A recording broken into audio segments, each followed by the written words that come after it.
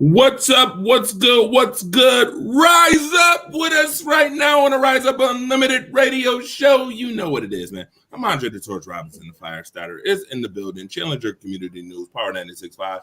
And you know, we got Apollo Media Center, TV host, radio host, and newspaper writer, sports writer.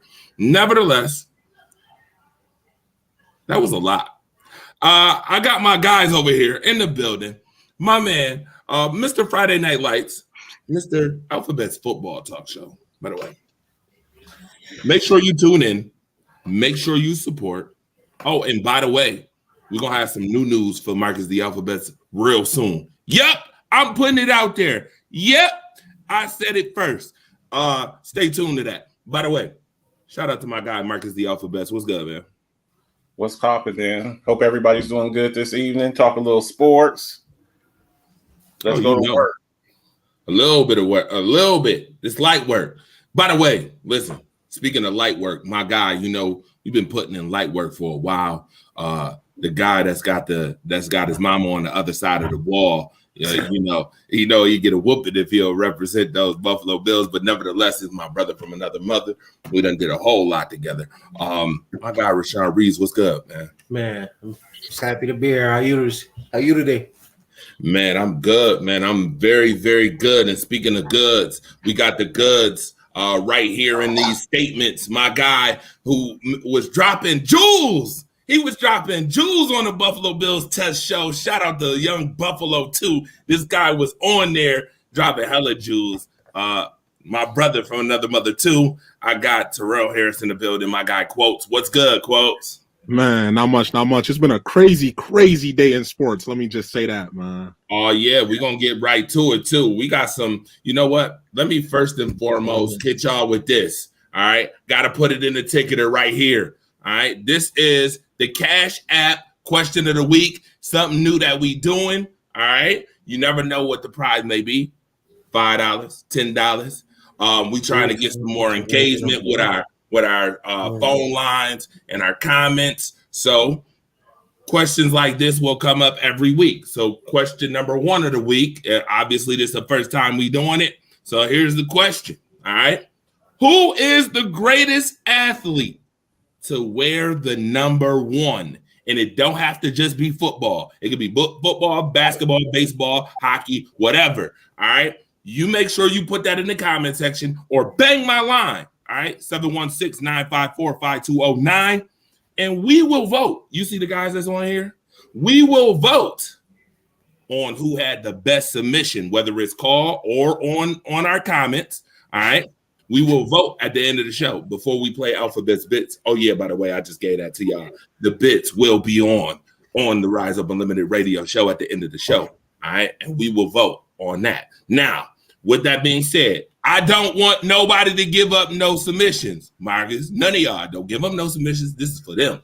All right. Now, with that being said, also, if you want to, because we appreciate everybody that support us, and you know, we love support. You can also donate to the Rise Up family organization by dropping $1 in the Cash App, man. Just drop $1. I don't care. Dollar is good for us, man. We can build this pool up and do what it do, all right? We appreciate y'all love and support. Now, getting to it as well, we got some people that sponsor Lockdown Security Services.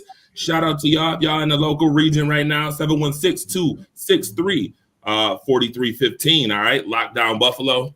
Gmail.com. Make sure you hit them up if you're looking for security. You know, if you're going on one of them red carpet shows and you need some security to go with you, or you at the casino, you need somebody to carry your money out that bag because you don't want $5 from the coin machine. Make sure you get them. All right. Now, secondly, too, shout out to My Aces Fashions, and we got some more that we'll get into and indulge in later. But we got to get to these headlines, man. So let's start with headline news. Nevertheless, in sports, yo, it's college football, y'all. It's college football season. We cannot sit up here and pretend like it's not college football season. So, with that being said, we got some games that's going on right now. Ball State getting the brakes beat off of them by Tennessee right now, 17-0. It's first quarter. It ain't even 5 minutes left in the quarter, and they are already getting beat up. All right. Central Michigan, 7-7 with the Oklahoma. Oh, no. Oklahoma State is beating the brakes off of Central Michigan. This is ugly. 30-7. It ain't even halftime, y'all. 30-7. What happened? Did folks just forget how to play football or something? It is 30-7. And actually, Tennessee just scored 2. So it's 24-0 over Ball State right now. All right. VMI getting the brakes beat off of them, too. They getting their boot smoked by Wake Forest. It's 17-0 right now. First quarter hasn't ended. Why is all these games in college so one-sided, lopsided early? I don't know. Is it because of the competition? You know, we talk about this all the time. What school you come from, pedigree matters. I guess this is one of those Marcus Diallo moments. I right? do have one question, and this bothered me for a while. Mm-hmm. Why are there's no college that has a dominant football and basketball program at the same exact time? There is no program, like there's no program that you look at and you're like, yo, they have a dominant football and basketball program right here, right now. And when you look at the schools, like North Carolina has been forever known for basketball. If you said North Carolina football, somebody would look at you and be like, high school? Like they wouldn't even think about North Carolina University. If you said Alabama football, somebody would be like, okay. If you asked about Alabama basketball, outside of what is this, J.D. Davison and Colin Sexton, don't nobody know too much about Alabama basketball at all. It was just, I don't know. You were mentioning college basketball. It was something that crossed my mind. Like, yo. Yeah, there are no programs that double with both. Well, some schools, you know, it's just that's what they're known for. Like you said, Duke, North Carolina basketball. You know, it's hard to have all of your sports. I don't know. Michigan's done it before. You know, they had the Fab Five. They had the Fab Five, and guys like Jim Harbaugh and Tom Brady. So they've done it before. Charles Woodson. They've had some pretty damn good basketball players in Michigan. So I think Michigan would probably come closest to that, maybe. Yeah. Sorry, I'm in a fantasy draft at the same time. I don't think that the service academies will ever be good again. Because you can't have 340-pound cadets. No, you can't. You can't like you still got to even if you go to West Point, you still got to be like. You can't be 340 pounds and a cadet marching around school. You know, the Air Force Academy. When you see those service academies, a lot of times they're just overwhelmed because they're just small. I mean, the biggest guy on the team might be 260 pounds, and that's big for a cadet. But when you got to play football, you need them 300 pounders. You see a lot of 300-pound cadets. So, you know, it's kind of tough. I don't think Army or Navy or Air Force will ever be like national champions. No. That is a question. That's something I've always wondered about too. Like between them and the Ivy League schools. Now I get it. When you go to Harvard, obviously you don't go to Harvard because you're good at basketball. You go to Harvard because you're smart. But it's like, will we ever see an Ivy League school in a national championship? No. Never. Never. Like no at all. Like not a Never. Basketball, football, soccer, hockey, like lacrosse, maybe lacrosse, like maybe lacrosse, or maybe polo, a table tennis or something. Polo, like maybe they got a polo team, the swimming team, maybe something like that. But okay, like some football, basketball, baseball, no. Okay, because I'm like even schools like that, you'll be like, yo, the dominance in those programs just doesn't exist, and that's why I give a lot of respect to Deion Sanders for what he's doing at Jackson State right now, because he is trying to make HBCUs dominant programs. And if children of color decided like, yo, look, realistically, when you go to Alabama's just trying to make a check off you. Let's just call it what it is. These schools and these Power 5 programs are looking to make a check off your child. Send your child to a HBCU and tell your child, hey, you're also going to get your education at the same time. And don't let them waste their time or yours. Like let's send our kids to HBCUs more, and let's start putting this money back into the schools that, I don't know, support the same things we do. I thought it was kind of hypocritical of Nick Saban, what he had said about. I mean, he was basically like putting schools on blast, saying, how did they get all these players? It's like, bro, there's a lot of people that feel like you've been buying players for all this year. You get the number one recruiting club. If you're a Under Armour All-American, why in the hell would I sit behind Najee Harris or Derrick Henry for 3 years and I know that I'm not going to get to play at all? I play running back and I go there and Derrick Henry or Najee Harris is there and you're sitting back, or you're a wide receiver, you got to sit behind Jerry Jeudy or Mari Cooper or Calvin Ridley or Henry Ruggs or Devontae Smith. Come on, bro. Wasn't it the 1 year where they had, I think it was Derrick Henry, Alvin Kamara, Mark Ingram, all of them in one backfield? Imagine being a running back sitting in front of Nick Saban at that time, and he's like, hey, we got a spot for you in Alabama's running back. You're like, dude, you got four monsters back there. That's why Kamara left and went to Tennessee, because it was just like, dudes, you're not. I think Damian Harris and Josh Jacobs were there too. I mean, it's like you're not getting the field. So where do I fit in this? All right, interesting enough. Penn State and Purdue play at 8:00. All right, so that's college football news right now, and the scores done changed since the last conversation. Tennessee 31-0. All right, Oklahoma State 30-7. Still, all right. We got the Serena and Venus Williams connection playing at the U.S. Open doubles later on today, and some other top headlines too. The Cleveland Cavaliers acquired Jazz star Donovan Mitchell, the Spider. They definitely acquired him in a trade. If you want to know what was in the trade, I can tell you that real quick as well. I know some first round picks was given up. Yeah, absolutely. We had Colin Saxton, somebody who you just was talking about, Rashawn. Colin Saxton, marketing, Laura Marketing was involved in this trade as well.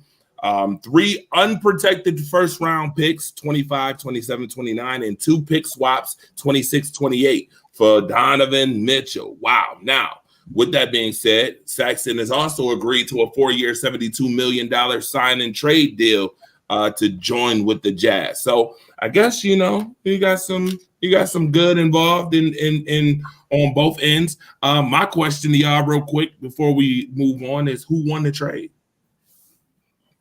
Anytime you're able to get a superstar player in his prime, generally there's not enough that you can give up for him. As a Knicks fan, I will honestly say Utah won this trade. We saw what happened last time this happened. It's going to be Utah just won 2 trades this summer too, because the package they got for Rudy Gobert and the package they just got for Donovan Mitchell, they looking like the Thunder in terms of the amount of picks they have for the next 3, 4, 5 seasons, where you're like, yo, Utah's on the board again. You're like, oh my God. You gotta Utah and Oklahoma City picking back and forth. But you gotta hit on them picks though. That's the thing. You gotta hit on them picks. You gotta hit on them. We've seen now have a lot of picks. The Miami Dolphins for a long time, they hit a lot of picks. The Cleveland Browns had a lot of picks for a lot of years, and they peed on themselves. You gotta be able to, just having picks doesn't mean anything if you don't do anything with them. And then sometimes those, trading away picks and stuff like that, you're missing out on great players. There are certain teams that could have drafted, that gave up picks to move up to number 2 to draft Mitchell Trubisky. Now, don't get me wrong. When I sat back and I thought about it for a second, Cleveland might actually, they looking real good coming out of the East right now. When you're looking at teams in the East and you're looking at what Cleveland just did last year without Colin Sexton, which is why trading him meant absolutely nothing to the team. They played 100% better without Colin Sexton on the court at all.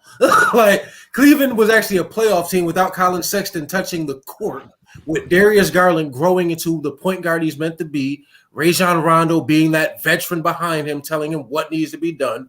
Evan Mobley was a perennial Rookie of the Year candidate. And you also have Jared Allen throwing everything that comes towards the rim. Now you add Donovan Mitchell to the mix there. The Cavaliers can make a nice little push in the East when you really look at that team. Like, yeah. They made a nice little run coming out of the East. Now, do they need somebody to step up and be that man that's averaging 27 to 20 to 30? You gotta have that lead dog. But you have Donovan Mitchell who can be that. Yeah. You gotta have that lead dog. We've seen teams give up lead dogs, trying to get draft picks. You see notably New Orleans giving up awesome players and getting picks, and they're still in the basement, giving away a Chris Paul, giving away Anthony Davis, and really it hasn't really done much for him. So, we'll see how, a lot of these trades, we really can't judge them for a couple of years and see how guys kind of integrate with each other. But I got to agree with you, John. I got to say Cleveland, they're looking pretty stacked. But are they a top team in the East, though? You look at the teams, you look at Cleveland. I mean, not Cleveland. You look at Cleveland against these other teams. You look at Boston. You look at Miami.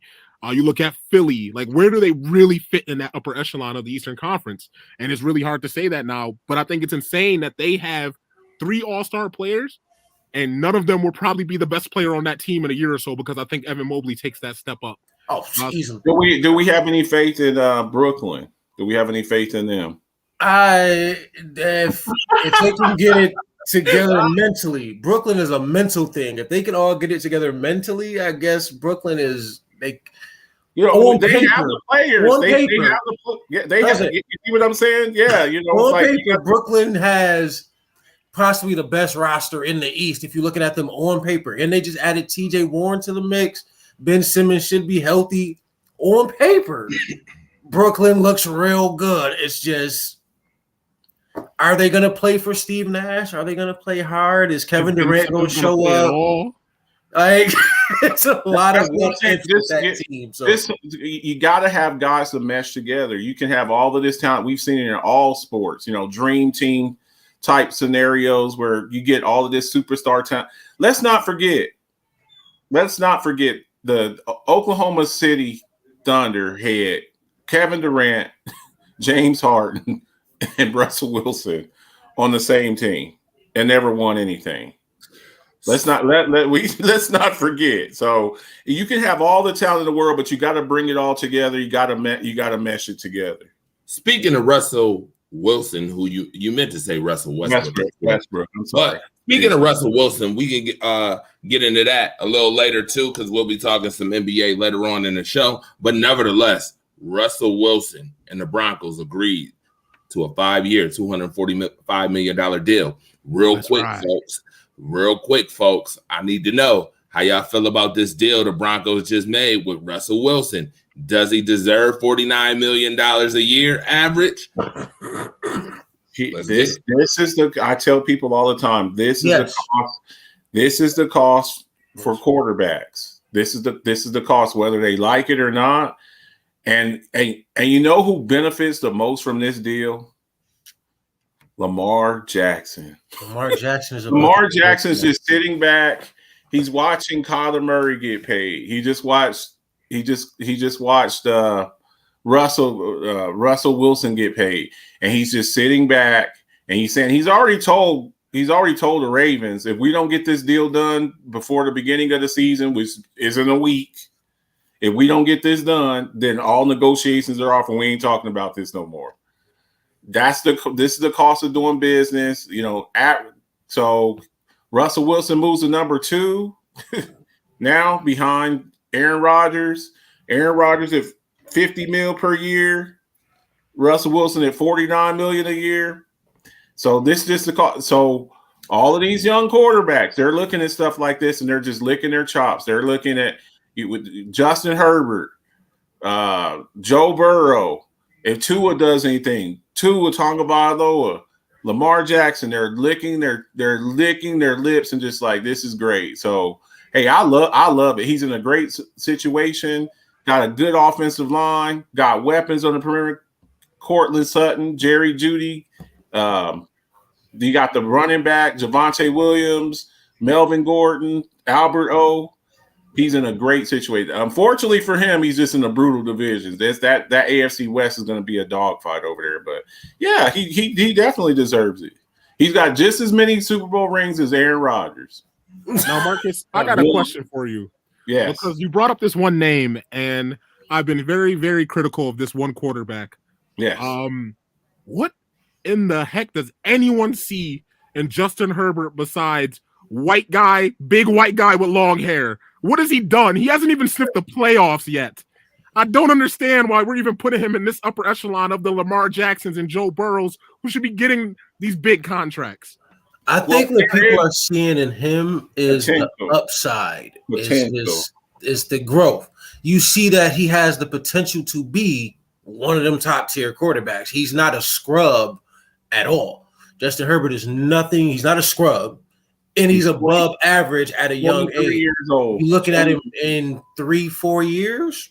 Justin Herbert could be in that a conversation of top 10 quarterbacks, top 5. Let me ask you this, quotes. If the Chargers released Justin Herbert today, how many teams would be lined up to get him?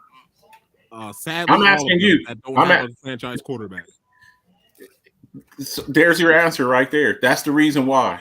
If they release Tua Tagovailoa today, how many people would be trying to get him? A team or two, maybe. Do you see what I'm saying? Yeah, you're making my point for me exactly. People see, he has elite attributes.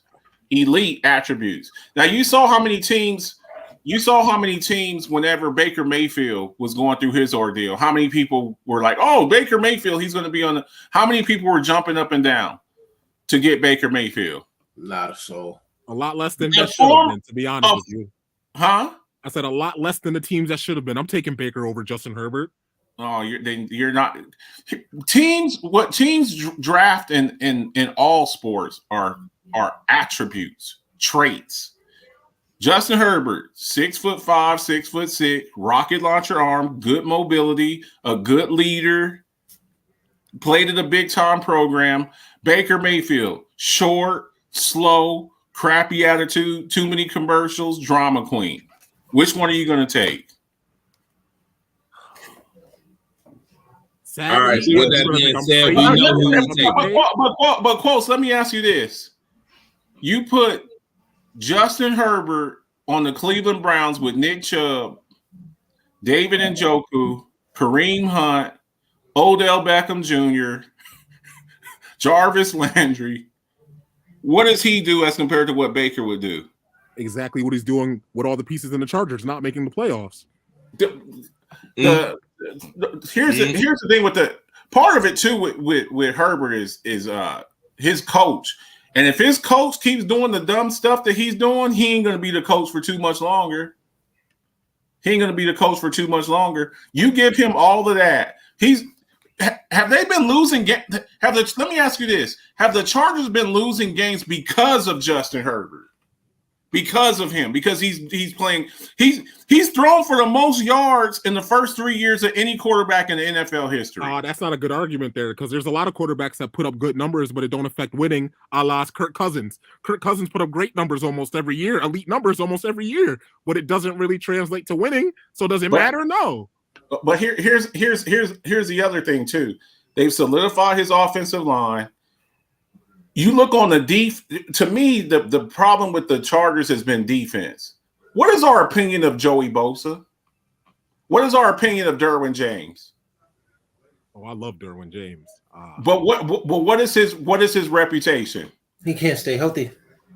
What is our opinion of Joey Bosa? Can't stay healthy. Like, there's just two players that can't stay healthy.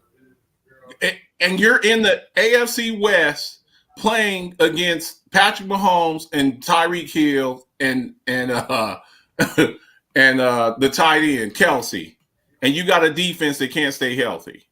So you can't put that on him. I look at what do you do to help us win. I talk a lot of crap about Derek Carr. who's never had a real receiver, whose front office can't keep number one draft picks. All of their picks since 2018, their first round picks, none of them are on a team anymore. None of them.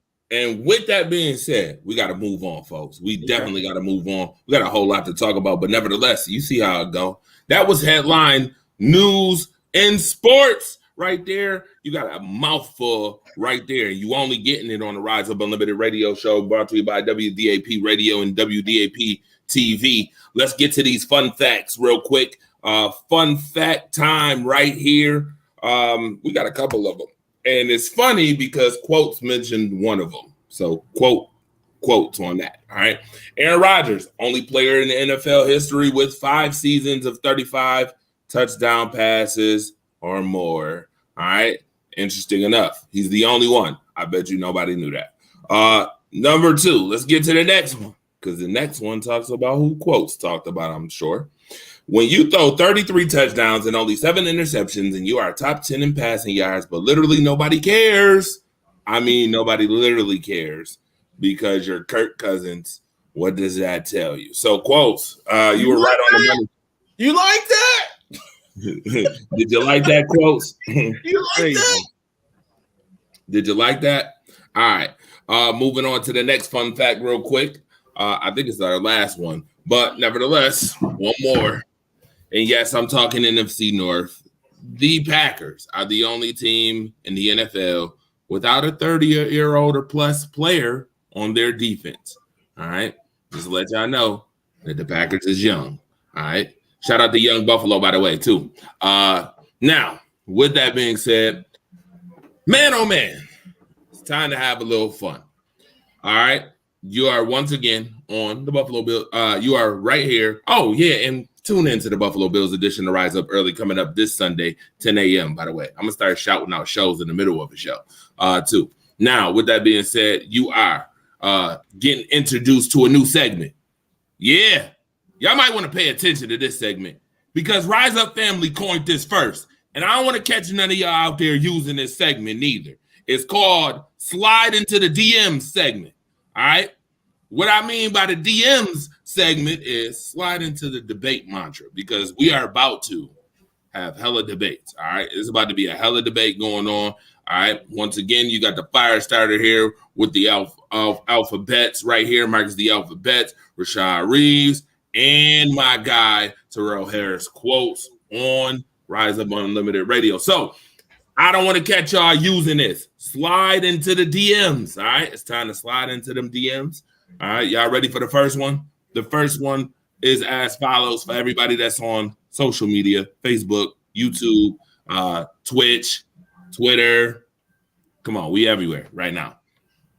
Super Bowl champs in the last 15 seasons. I think all y'all remember these Super Bowl games, right? All y'all remember these Super Bowl games? Mm-hmm. Okay. Well, guess what? Since y'all all remember them. And by the way, for those that's on social media, make sure you bang my line too. I ain't forget 954-5209.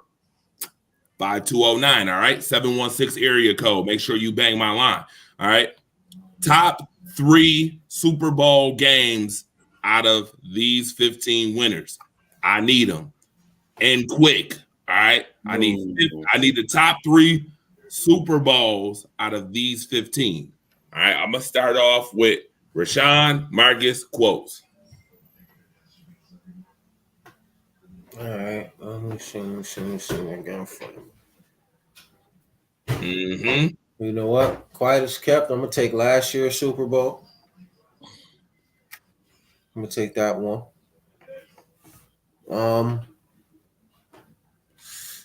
I was upset when it happened, but I'll take the Patriots over Seattle. That interception hurt my feelings, but I got to respect it. It was a great play. It is what it is. And I believe this is Pittsburgh over Arizona, if I'm not mistaken, correct? Yeah. I'm going to take Pittsburgh over Arizona as well. That was a good Super Bowl. Very good. That was very, very entertaining football Super Bowl. You got to go with that 07 undefeated Patriots. Well, at the time, undefeated Patriots against the Giants. I mean, that game was just incredible. I've never seen Tom Brady as flustered as I've never seen him flustered like that. That Giants defensive line just gave him fits. And for them to shut down him and Randy Moss, I thought that was pretty great. I liked the Super Bowl last year. Very entertaining game. I don't think it would have been as close if Odell Beckham Jr. doesn't get hurt. I think it might be a blowout if it wasn't for that. And that Broncos Super Bowl over the Panthers, 15-1 Panthers, Cam Newton dabbing all year, and DeMarcus Ware and Von Miller just all over Cam Newton. They really ruined him. They ruined him after that. He was never the same after that. MVP that year, and after that, what they did to him in that Super Bowl, it was just pretty much a downward spiral for him. So give me that Rams, the last year's Rams victory, Broncos over the Panthers. All those Panthers fans were so annoying that year. Oh, keep pounding, dabbing and all of that stuff, and just to get beat down like that. And then Eli Manning, the only man to beat Tom Brady in the Super Bowl twice. Shut it. I mean, can you imagine how many Super Bowls Tom Brady would have if it wasn't for Eli Manning? So, yeah, those are my three. All right, I'm going to go with Philly over New England. That game had everything. Oh, my goodness. That was one of my favorite games of all time to just sit and be a part of and watch and experience. Nick Foles got it done, which it just added to all of it, and it just added to the moment, beating and taking down Brady. So I'll go with that one. The best Super Bowl I've ever seen is Steelers over Cardinals. That was an amazing, amazing game. That was one of my first true Super Bowl memories of like just falling in love with the game of football. I was watching that Santonio Holmes pass at the end, James Harrison right before halftime with the return. It was, oh man, that was good. And third, I will go the Giants over New England, taking down that undefeated team. Asante Samuel dropped an interception at the end that would have won. I will always remember that play. Eli getting the Plaxico. That was just very rewarding to see Brady lose. I'm not gonna lie to you, especially being a Bills fan. That wasn't Plaxico. Yeah, that was David Tyree. No, that catch, yeah, but the touchdown catch was Plaxico. Okay. Yeah, the touchdown catch at the end was Plaxico. So those are my three. Honorable mention though to the Seahawks over Denver. They just completely destroyed that team from the jump, and I think that was one of the most dominant performances that gets overlooked a lot. So, all right, Marcus the Alphabets, I got something special for you since you like bringing up stuff.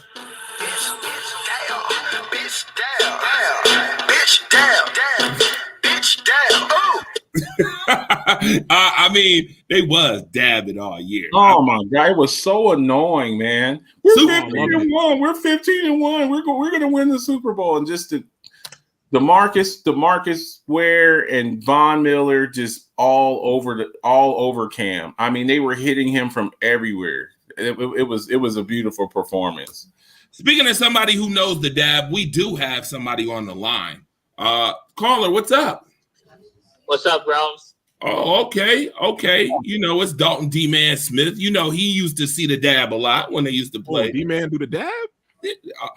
He's a Saints fan, so I'm sure he's seen the dab a lot when Cam was in Carolina. Yeah, I'm sure he saw it. Oh, yeah, definitely. Yeah, definitely. Dalton, we are talking about who's the greatest athlete to wear the number 1. Do you have a submission? No, that's not why I called you. Oh, see, you got to have a submission if you're going to call. Come on now. I was just trying to talk about the Super Bowl. All right, so give us your Super Bowls then. Okay, my top one. I'm going to be a homer on this. Saints and Cole. Uh-huh. Because, we beat up Peyton Manning. Pick 6. Onside halftime. And the second one, Steelers and Cardinals. like Antonio Holmes, game-winning touchdown, and James Harrison 100 pick 6 return. And my third one, I hate to say this though, but I hate both teams. Patriots and the Falcons. Honey Blue 28-3. I knew somebody was gonna bring that up. That was really bad. That was really bad. That was really, really bad. They never recovered from that. When you lose that way, you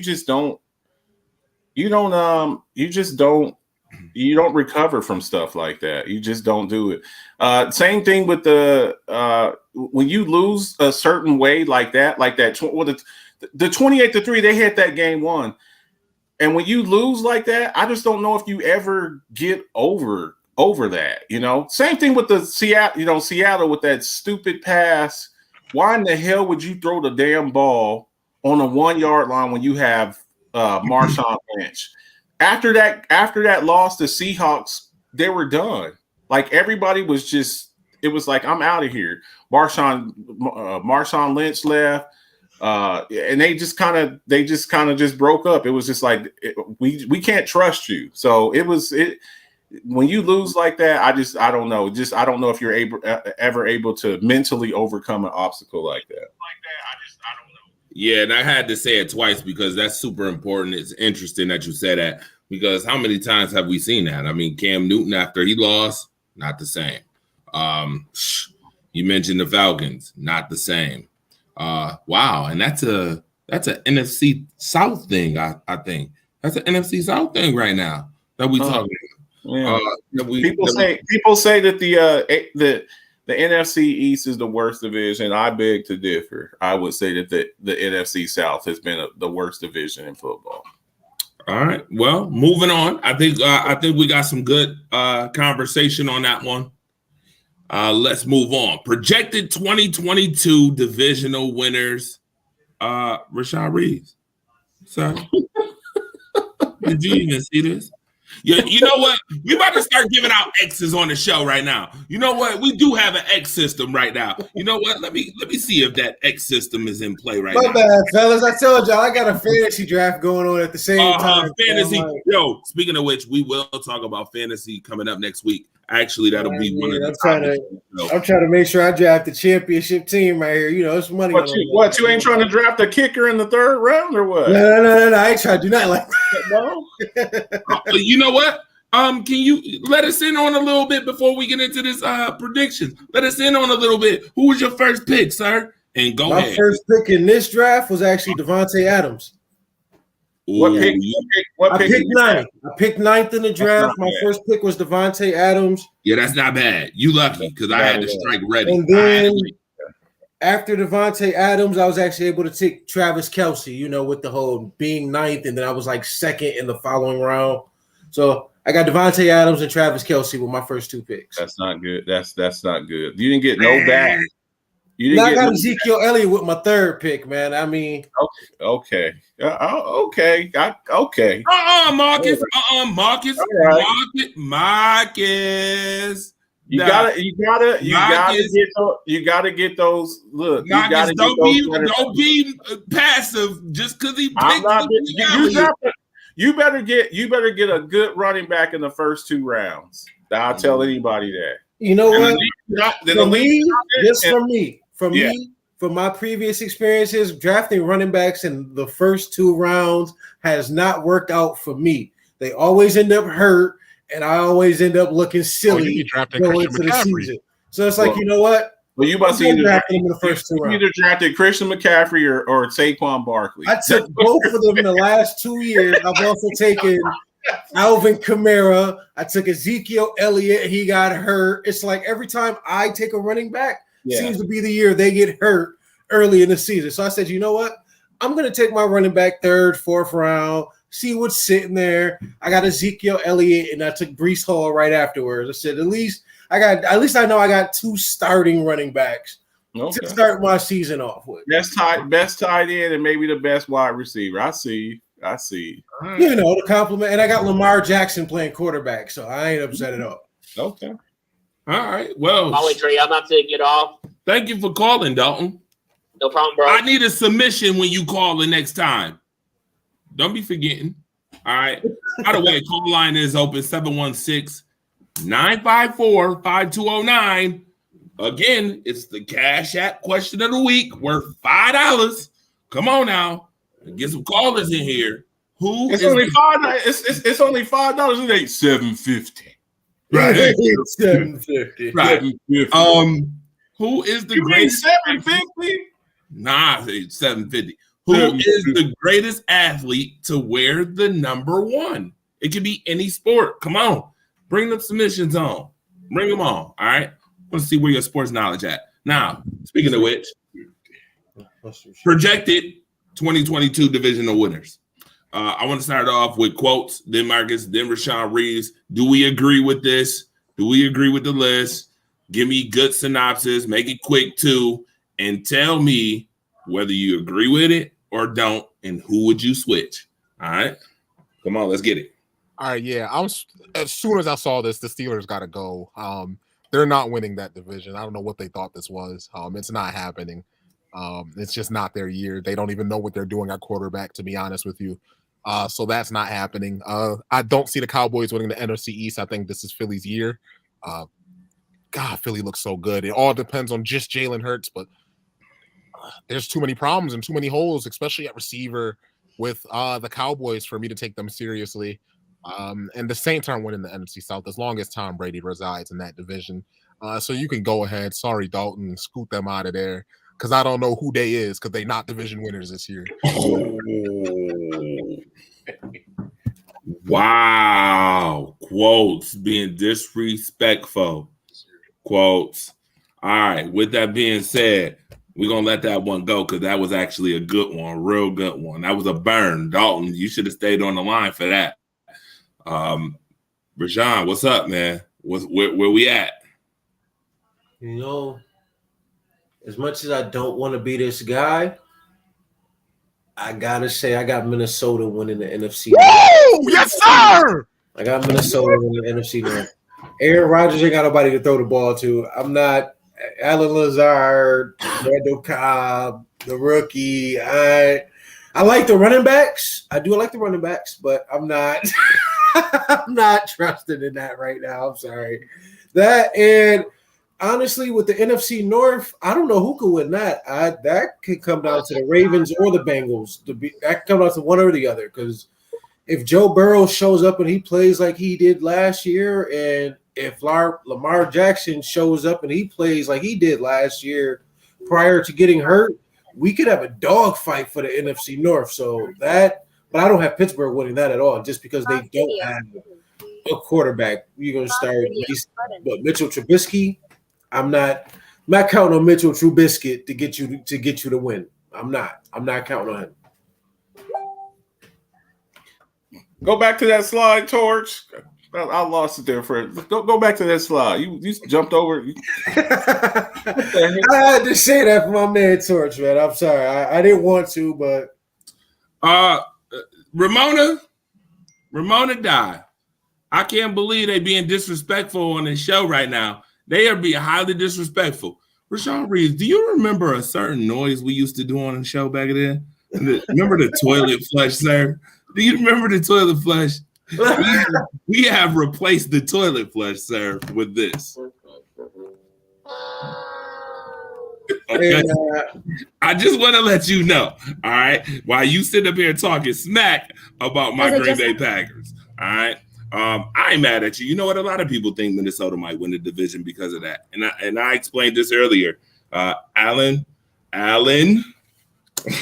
Lazard is not a number 1, okay? No. But Aaron Rodgers has been known to make receivers better. That's all I'm gonna say. I'm gonna leave it at that. Sammy Watkins, you got Sammy Watkins too. Don't forget about old Sammy Watkins. Sammy Watkins is gonna play this season. Marcus.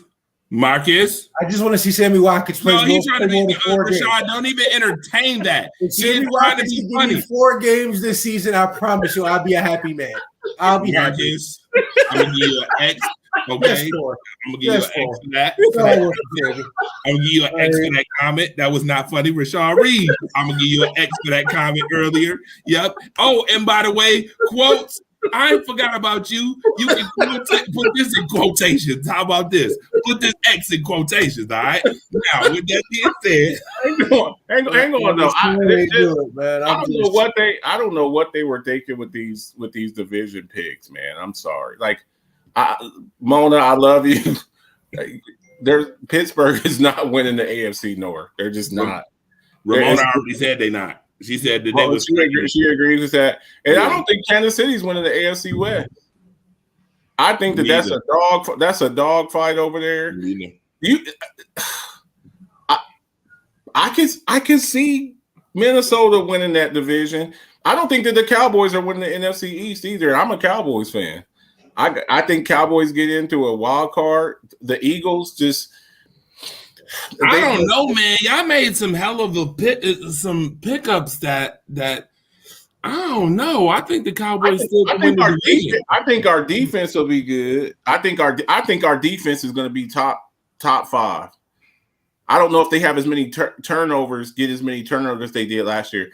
I think Micah Parsons, who we will discuss in a little bit, I think Micah Parsons may be your defensive player of the year. He was number 2 last year as a rookie. And was just running around like a chicken with his head cut off. He really didn't know what he was doing. Now that he knows what he's doing, and then picking up a guy like Anthony Barr, I can see the defense is going to be really nice. Saints, I don't see this. I could see the Saints could actually win that division. Tampa Bay's hurting this year, guys. Their offensive line is bad. Their offensive line is really bad. They've had some major injuries on the offensive line. No Antonio Brown, no Chris Godwin. No Chris Godwin for a little bit. No Gronk, no AB. So I mean, there's some things here. And let me tell you something. I've said this before, and I know I'm going to get some heat for this. Buffalo, if y'all think that y'all are just going to run through the AFC East, you got another thing coming. I think Miami is coming. Now, I don't know.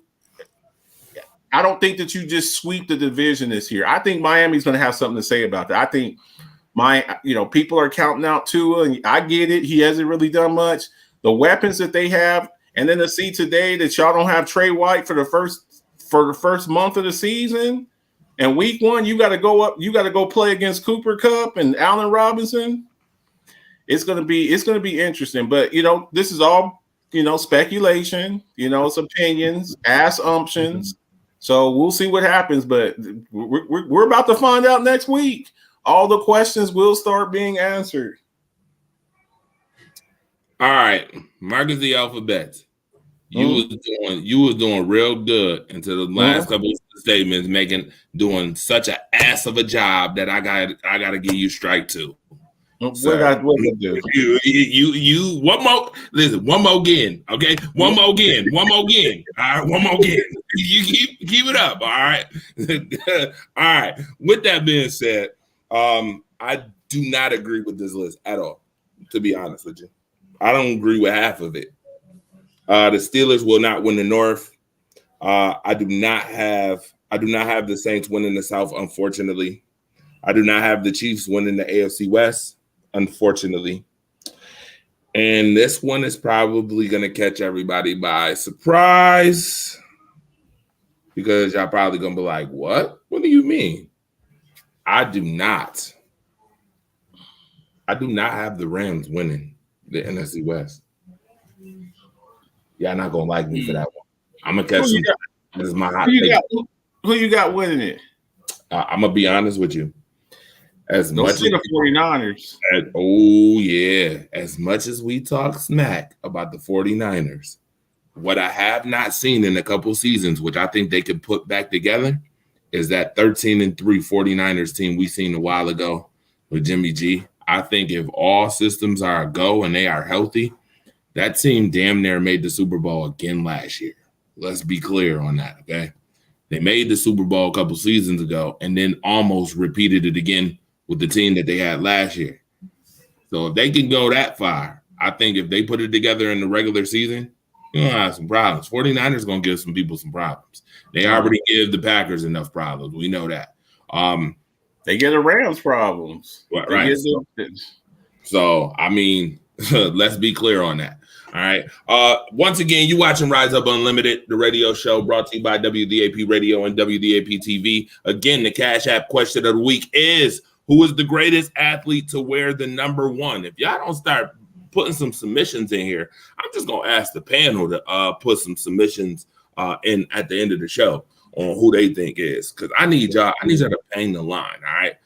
I'm happy Dalton Smith called in, but we need some more line bangers. All right. Well, let's go to the next slide, folks.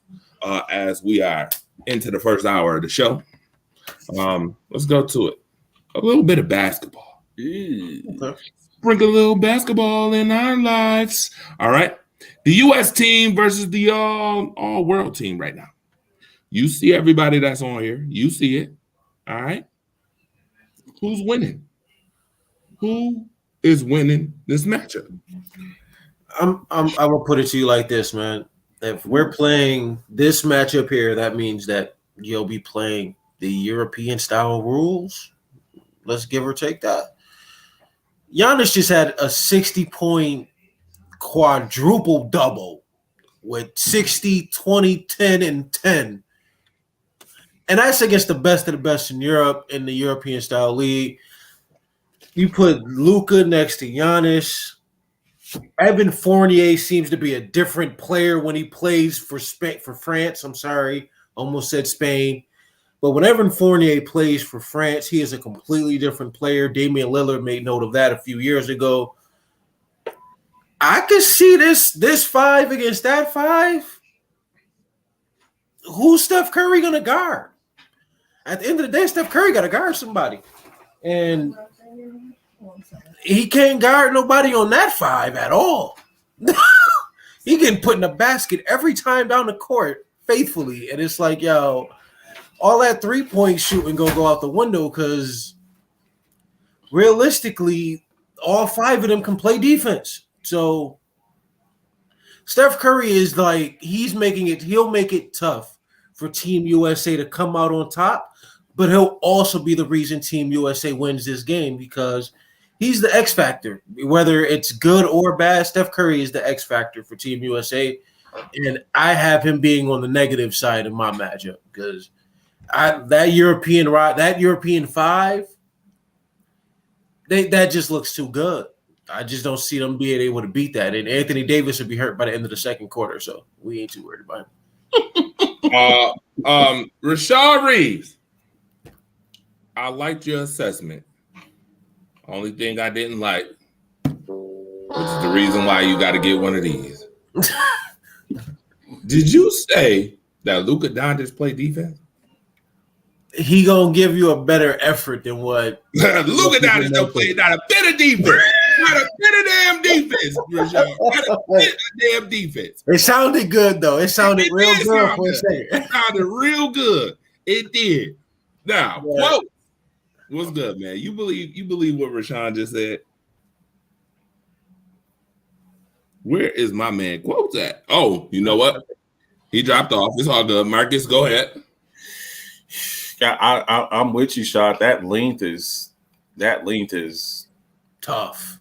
Yeah, that's real tough. I don't know. I don't know if I'm letting Steph be on that starting 5, man. Not in the start.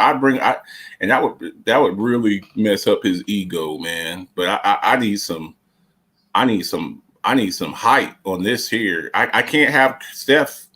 I can't have Steph in my starting 5 here, man. Not against these guys. I'm not saying he can't make the team. He'd be my 6th man. I know. Go ahead, give me my X. I'll take it. But they're gonna beat him up on the when he's on defense. He's gonna get beat up. He's gonna have 4 fouls by halftime. Oh wait, hold on, Rashawn. Hold on, Rashawn. You know what Stephen Curry's saying right now? He called me up. He said, Hoppo, I've been getting beat all my life. Man, get out of here, Mike. I'm just saying. Steph Curry is gonna pick up fouls early because he is the smallest person on the court. You coming down 4 fouls by halftime. You got a physical advantage on somebody. Yo, we're gonna ISO Steph Curry. We're gonna post him up, and he's either gonna give up a layup or a foul every time. It's a one or the other.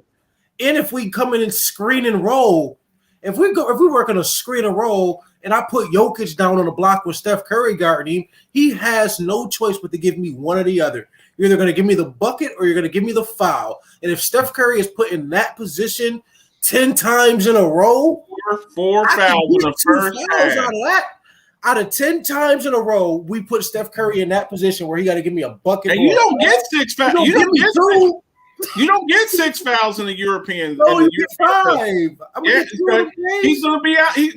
And they only play. What do they play? They play 2 halves. They don't play 4 quarters. They play 2 halves. No, sir. Out of here by halftime. No, sir. You guys are so hilarious. You know what? Rashawn Reeves, and let me just give y'all some insight real quick. Rashawn Reeves and myself coached a basketball team together. We have coached basketball teams, straight backs. So Rashawn, I know what Rashawn's game plan is already. Exactly. I'm gonna do.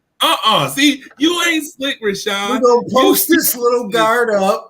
Put 30 on his head, just like his jersey say. We putting 30 right on his head the whole game. Yo, Marcus, he think he's so slick. I know that Stephen Curry is the smallest player, so you know what I'm doing? I'm gonna run zone, and you want to know why I'm gonna run a zone? I'm gonna run a zone because guess what? If I run a zone, I'm gonna put Kawhi Leonard, and I'm gonna put Kawhi Leonard, and I'm gonna put that guy right there, number 6. Number 6 better get to playing some defense up here, LeBron James over there, right? And then I'm going to put Kawhi Leonard right in the middle of that zone, right in the paint. I'm going to put Kawhi Leonard right there in the paint. I'm going to have Steph Curry play one of the wing areas where I don't know who the hell going to score, but it damn sure ain't going to be Evan Fournier, whatever the hell. I don't give a damn. And then I'm going to have Anthony Davis down there with my guy Kawhi down there on the zone. You must not have seen Evan Fournier with that France across his chest. So you can do all that switching and rolling all you want. Yeah. I got some folks down there who play defense down there, so Stephen Curry ain't got to take so many fouls. But I do see the man-to-man concept you got. Put him down there on the block. Beat him up. Beat him up. Beat him up. What are you talking about? He gonna get toe up from the flow up. Listen, if you put him on the wing, I'm putting Giannis wherever Steph Curry is. How about that? Now you got to guard Giannis. Now you got to guard Giannis coming at you head. Giannis coming with a rip through, going at Steph Curry every time down the floor. I'm gonna get my 5 fouls on Steph Curry. Get him out of here. You want to be funny? Steph Curry gonna do just like this.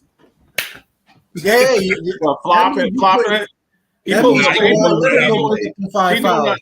a Vlade Divac the whole game, huh? Somebody gonna get them 5 fouls because that means if I'm ripped through and you letting me go through, either Kawhi Leonard's gonna have to give up that foul or the dunk.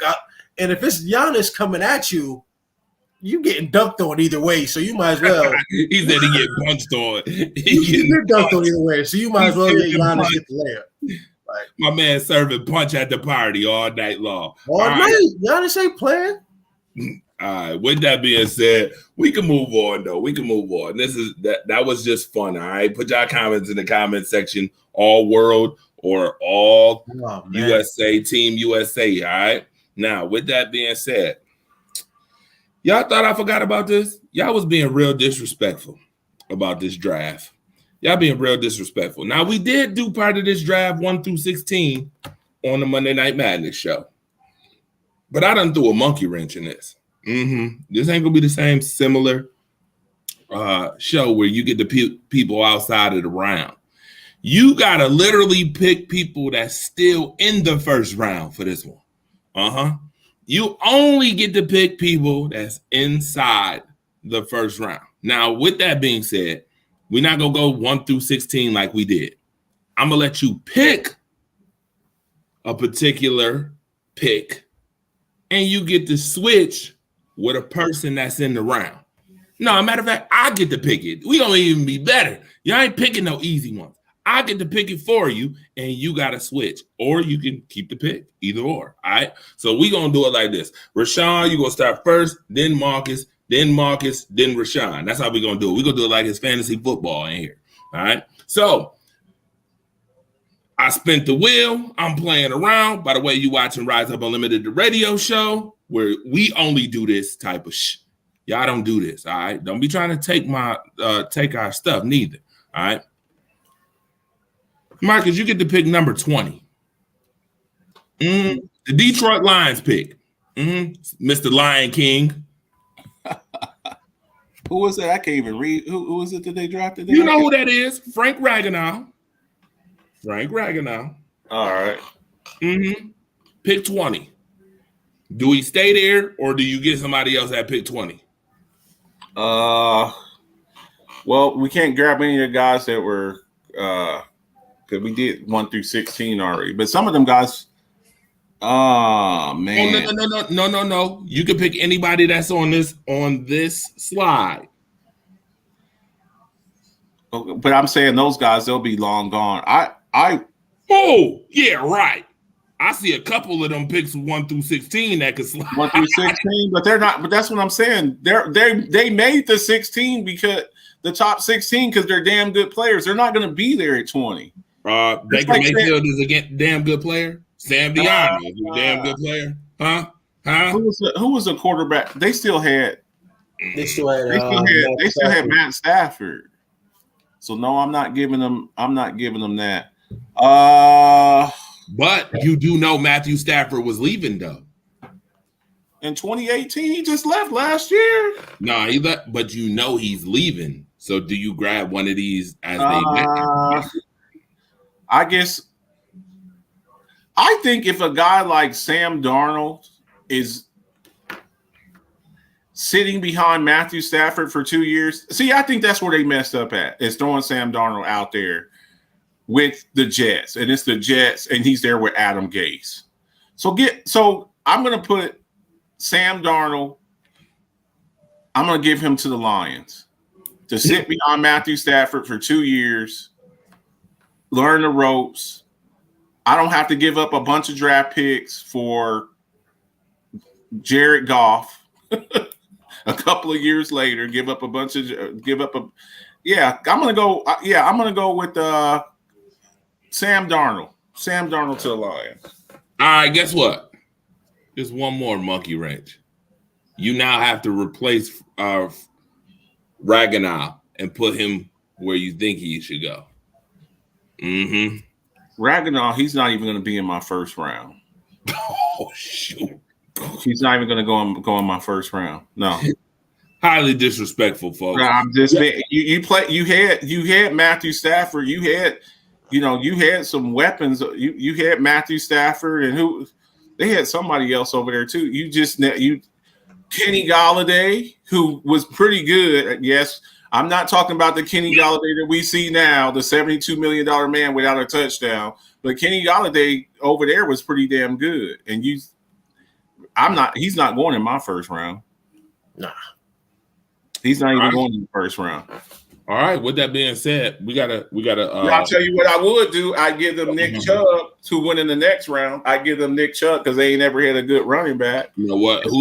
Ain't nobody tell you to do that. See, you're cheating. You're over here cheating. I'm trying to help. The Lions need all the help they can get. Oh, yeah. You the Lion King. You the Lion King. I'm trying to help them. Rashawn. I'm with you, boss. You get pick 21. I'm right next to Marcus. Pick 20. And you get pick 21. Billy Price. Billy Price.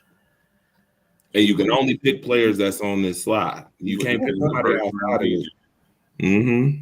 That's fine. Because at the time they don't have Joe Burrow. Andy Dalton is out.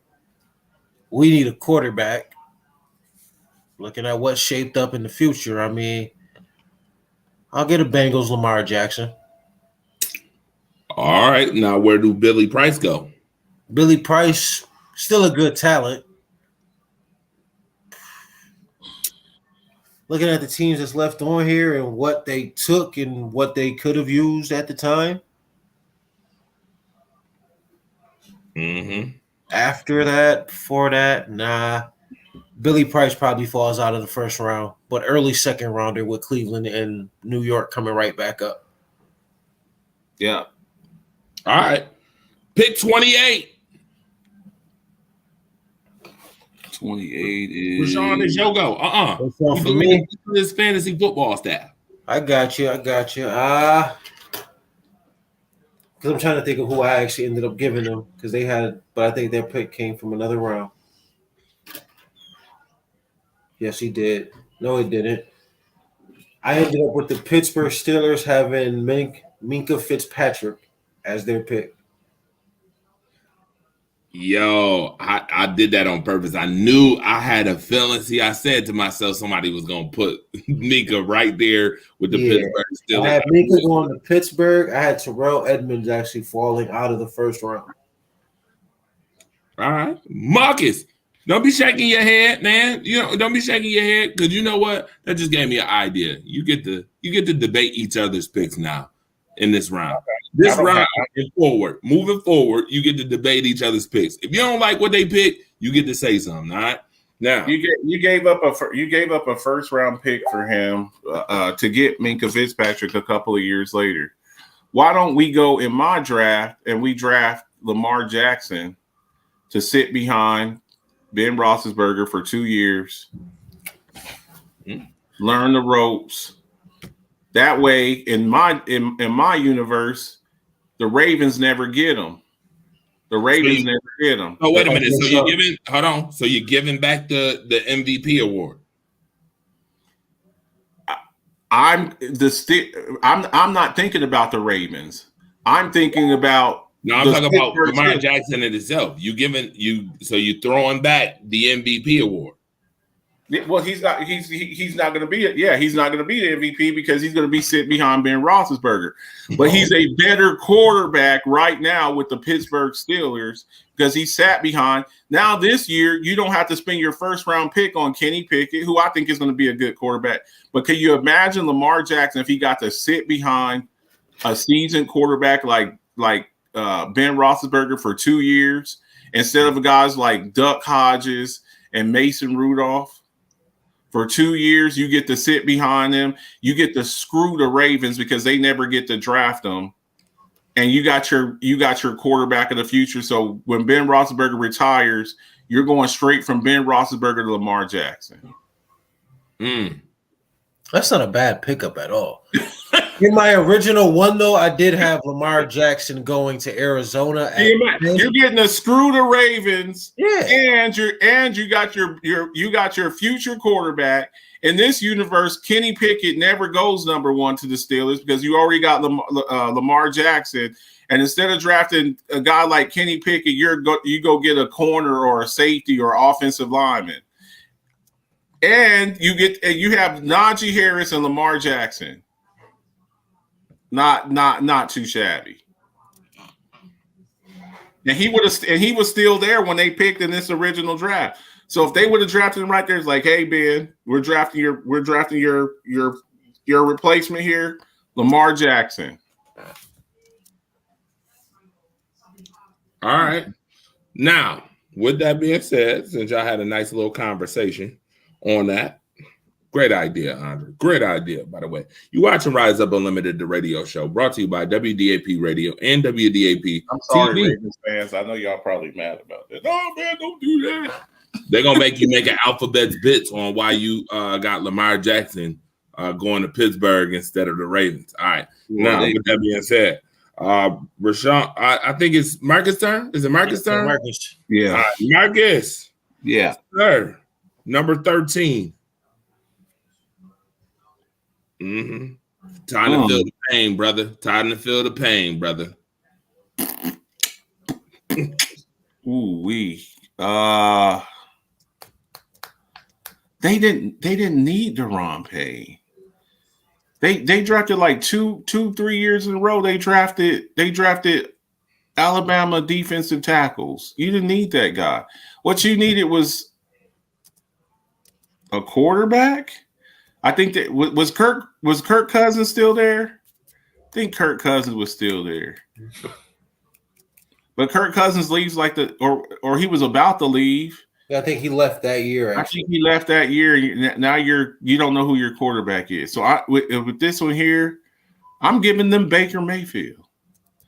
Baker Mayfield over there. I think with Gruden, Jay Gruden instead of John Gruden, I think he's able to groom Baker over there. They would have loved him over there, and he doesn't go to the dysfunctional Browns, who basically, in Cleveland, you go to Washington, you got a quarterback guru coach in Jay Gruden. You got a good offensive line. You got a running game. And I think he has more success. A lot of times your success is determined by where you go. Now, I know that the Redskins at the time, they had issues because I think Jay Gruden got fired right then and there. But I think with him, I think right there, he would have been okay over there. So, yeah, I'm going to say Baker Mayfield to the Washington football team. Because in my draft also, when we did our draft last week, Baker Mayfield didn't go number one. No, Josh Allen went number one, so he would have been available. Now maybe they have to move up to get him, but I think Washington being able to get him, I think he would have had more success with Washington than with Cleveland, because I think Cleveland's a disaster. Baker Mayfield. Baker Mayfield at 13. Baker Mayfield, Baker the touchdown maker. That's what they would have called him over there. Oh man, I can't believe this guy. You agree with that? Nah, actually, I think I had Baker going a little bit later on in the draft. I think he actually ended up falling to either Cleveland or Cleveland's better pick. But for Washington, I'm sorry, he fell to Baltimore or Cincy. That's my fault. But for Washington, I actually had them taking Derwin James with their pick at number 13 instead of going Darren Payne. Like, that was just me. Or Deron Payne, sorry. I had them going Derwin James there with that pick at 13. Even though Derwin James can't stay healthy, when he's on the field, the kid is a monster. I mean, he is worthy of being the top paid safety in the league right now, and he's not even on the field 100% of the time. So just imagine what he would be healthy and what he's going to do going forward. All right.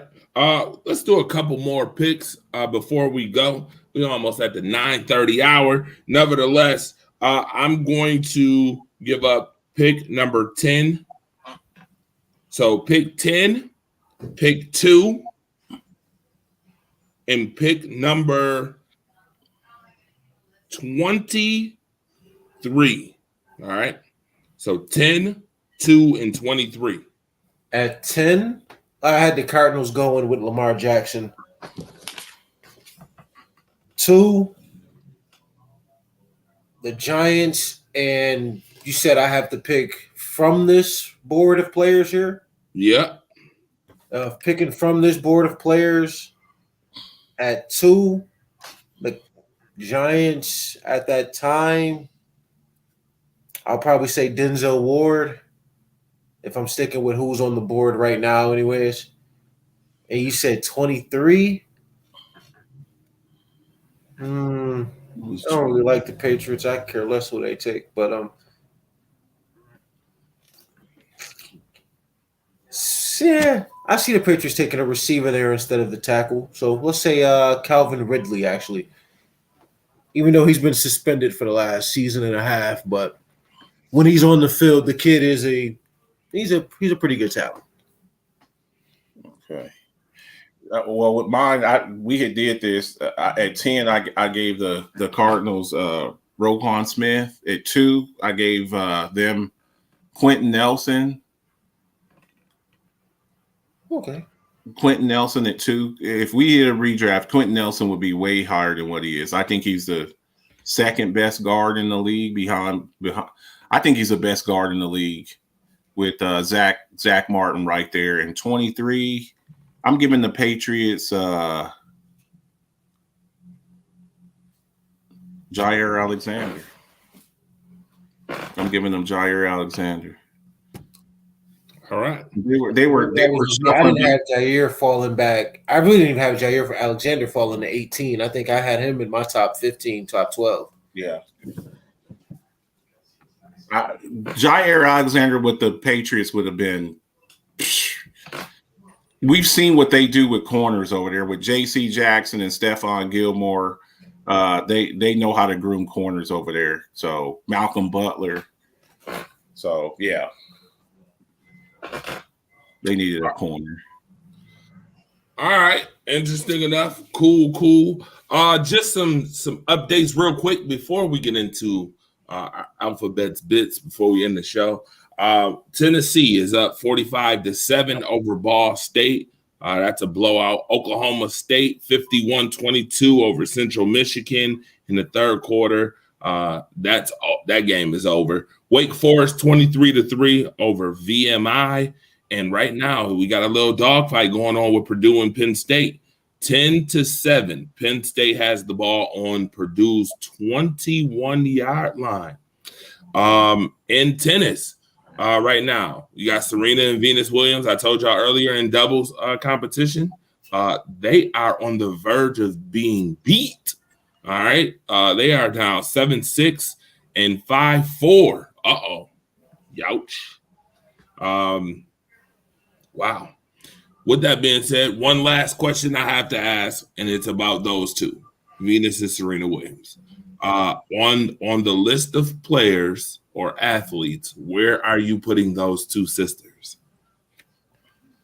Do we have to put them together?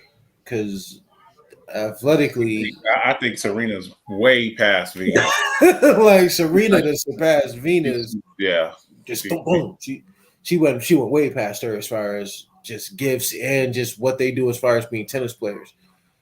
But they are Serena, I'll say, if you're talking about athletes, she should be in your top 10. As a woman, she should be in your top 10 as far as athletes, period. I don't care what sport we're talking. Serena Williams should be in your top 10 athletes across the board. Basketball, football, hockey. She has been that good and she has been that dominant in the sport of tennis. But Venus has not been that far off. Being the older sister, she might not have been as good. But Venus is still a hell of a talent herself. But is she going to be in that, I'll put her in the top 50, top 75? She can be in there. Because there are a lot of great athletes, even in the sport of tennis today. There are a lot of great athletes that have surpassed Venus Williams. But Serena she's on a different level. She's completely different. Serena, top 10 athlete all time when you take everything, and the Tiger Woodses or the Michael Jordans, Wayne Gretzky's, top 10. She is the most dominating female tennis player ever, period. So that puts her in the top 10. As far as female athletes, if you just say when she's compared against other females, she is top 2, if not number 1, the best female athlete ever. Right up there with Cheryl Miller, Jackie Joyner-Kersee, and people like that. That's where she's at. That's what I think of her. Top 2. Billie Jean King. So, yeah, that's where I have her. That's how much I think about her. So where do we, just before we go, where do we put Tiger Woods at when we looking at athletes of all time? Top 10, because I don't think of golf along those lines as far as athletics. It's a sport, and not to diminish your sport, your game. You're not out there. Look, if you can play your sport until you're 50 years old, maybe it's not that hard of a sport. I don't know if that's the case. Tom Brady about to prove that with the game of football. Tom Brady's 101. When people use Tom Brady, most starting quarterbacks, I think era has a lot to do with it. I don't think Tom Brady plays 25 years if he's playing in the 70s and the 80s due to the rules. So I take those things into consideration. But golf, bowling. I have a separate. I get what you did. You transcended the sport. Got a lot of minorities, people who normally wouldn't play golf, interested in the sport. But I don't look at golf. I don't look at Tiger Woods. The sport of golf doesn't exist on TV in any household. It doesn't matter what color you are, white, black, Spanish. People don't watch golf at all when Tiger Woods isn't playing. It's like, yo, you take Tiger Woods out of golf, and they're like, yeah, NASCAR on. Yeah. People will pick that over watching golf without Tiger Woods, and it's like, yo, even they know it, and that's why they have to keep him around. I am personally, just for my era and generation, watching Tiger Woods growing up. It's been great. I have to put Tiger Woods in my top 5 of total athletes. Period. I'm gonna put him in my top 5, even though what he does isn't really athletic. Yeah. When you're looking at what he has done for the game of golf and the way he has transcended it, like you said, when you look at it, black people didn't care about golf prior to Tiger Woods being in the sport. It was tennis without the Williams. Yeah, so it's like, yo, it came on TV, you saw it, oh my God, but you didn't tune into it, one, because golf is a quiet sport. Yeah, black people don't like being around sports if you got to be quiet, period. So ain't nobody trying to be around golf. You're like, yo, but Tiger Woods made you interested because he was young and he was dominating the game. And for me being born in 93, that's what I was seeing on TV at 5, 6, 7 years old was Tiger Woods' introduction. And in 99, he was dominating the game. He was like 19, 20 years old. So I'll put him in my top 5 for that reason. Not saying he's a great athlete, but what he has done for the sport that he does play has been great. Period. Transcendent, legendary. I got you. I totally agree. He would have been the first. He would have been the first billionaire athlete had he not gone through. Even with going through his divorce, he gave her what, $700 million, and he was still at $700 million. We were like, yo, Tiger Woods was making money that people had no idea about. Like they do endorsements and things like that. Like he opened people's eyes to being able to do those things. Like, yo, I'm the cover athlete for the game, not just this year. I'm the cover athlete for PGA. Tiger Woods PGA Golf Tour was the name of the game. Like it wasn't just PGA 2K. No, it was Tiger Woods PGA 2K2. And you're like, dog. PS2, PlayStation 2. I had it. So he just what he was able to do, what he did, and what he has continued to do as far as for the game of golf. I got to get him, man, a top 5 spot for me. But again, I'm only 29, so it's a little different. He ain't in my top 5. Top 10, I ain't giving him in the top 5 because it's golf. All right, let's shout out a couple other people. Smith & Company Barber Lounge, 524 Abbott Road, Buffalo, New York. You can call them 716-388-4266 if you're looking to get your edge up straight or you looking to get your sports game edge up straight. Go to Smith & Company, all right? Also, we got K&G Lawn Stars, all right? You looking to get your landscaping on, you trying to make that garden look good, or you trying to get ready for some winter time that's coming up and you need your snow plowed, you make sure you call 716-572-7259. And last but not least, I got to shout out my guy, Deshaun Brown. Man, reach your potential. If you're looking for that personal trainer, man, 716-605-0056. Or if you're looking for a personal trainer too, and he gonna give you a whole bunch of Dallas Cowboys talk, you can go to my guy, Marcus the Alphabet. Mr. Betts himself. All right. You know, he personal training out there too, and turning y'all into Dallas Cowboy fans while doing so. All right. With that being said, let's get to these bits, man, before we end the show. Let's get to this Alphabet's bits. All right. Marcus. Oh, my. Marcus, darling. This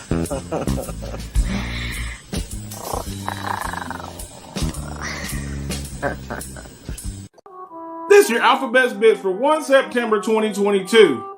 There is absolutely nothing better than a pleasant surprise. Come on, admit it. Isn't it nice when you're washing some clothes and you find some extra money in your pocket? Or when you order a chicken strip basket from Dairy Queen and there's an extra strip in the box? Remember when cereal used to have toys? Or the gum had comics in them? Well, that's how most Cowboys fans felt when they saw Micah Parsons play last year. I mean, I thought he would be good, but not this damn good. Defensive Rookie of the Year, and if it wasn't for TJ Watt tying Michael Strahan's single-season sack record, he was in the conversation for Defensive Player of the Year. Now, I'm not going to lie, guys. He wasn't my first choice. With how the secondary was getting cooked in COVID year, I wanted to pair Trey Diggs with either South Carolina corner J.C. Horn or Diggs' former Alabama teammate Patrick Payne Jr., or even Northwestern stud tackle Rashawn Slater, who won a pick later to be the heir apparent to the injury reserve shoe-in left tackle Tyron Smith, who hasn't played a full season since 2015. But I was blown away when I saw the versatility of Parsons. Moving back from number 10 to 12, the Cowboys rolled the dice on the former Penn State star. Ramona told me I like this guy, and I gotta say, that wasn't an understatement. Standing 6'3", 245 pounds with 4.39 speed, this guy is an absolute freak of nature and a quarterback hunter. When I see him, I think of a young Derek Thomas. Originally slated to play as an off-ball linebacker, Parsons was moved all over the defense by new defensive coordinator Dan Quinn as a disruptive chess piece. Where will he line up? Linebacker or edge? Nobody knows. This guy had 13 sacks as a part-time edge rusher. Just imagine what he could do when things started slowing down for him. This offseason, he also been working with former Cowboys and Broncos pass rusher DeMarcus Ware. By the way, he needs to be in the Hall of Fame next year. I have high expectations for the second-year wonder. I expect him to play more edge this year with the departure of Randy Stay Off the Weed Gregory and former ace edge rusher DeMarcus Lawrence. He also has all-pro risk taker and sometimes burnt toast impersonator Trey Diggs roaming the secondary. With the recent signing of former Viking stud linebacker Anthony Barr, this will allow Parsons more flexibility to do what he does best, and that is wreak havoc and make life miserable on opposing quarterbacks. I also expect him to take out a more vocal role with a very opportunistic defense. The Lion is ready to hunt. For more NFL news and stories, tune in for more Alphabet's Bits on YouTube and Friday nights, 10 o'clock Eastern Standard Time for the Alphabet's Football Show with my lovely co-host, Ramona Diehard and the Rise Up family. Well, Jerry, you got another good one after having guys like Charles Haley and DeMarcus Ware. Great pass rushers don't just grow on trees, man. By the way, anybody remember Jerry drafting fan favorite Taco Charlton over TJ Watt because, quote unquote, he didn't fit our system? This kid is special, so unleash him and let a dog hunt. Best surprise I've had since my wife let me go to Vegas with my homeboys without her. Good things always come to those who wait. Surprise, surprise, surprise. Thank you, Mona, for the Lion King. And I ain't talking about Mufasa. See ya!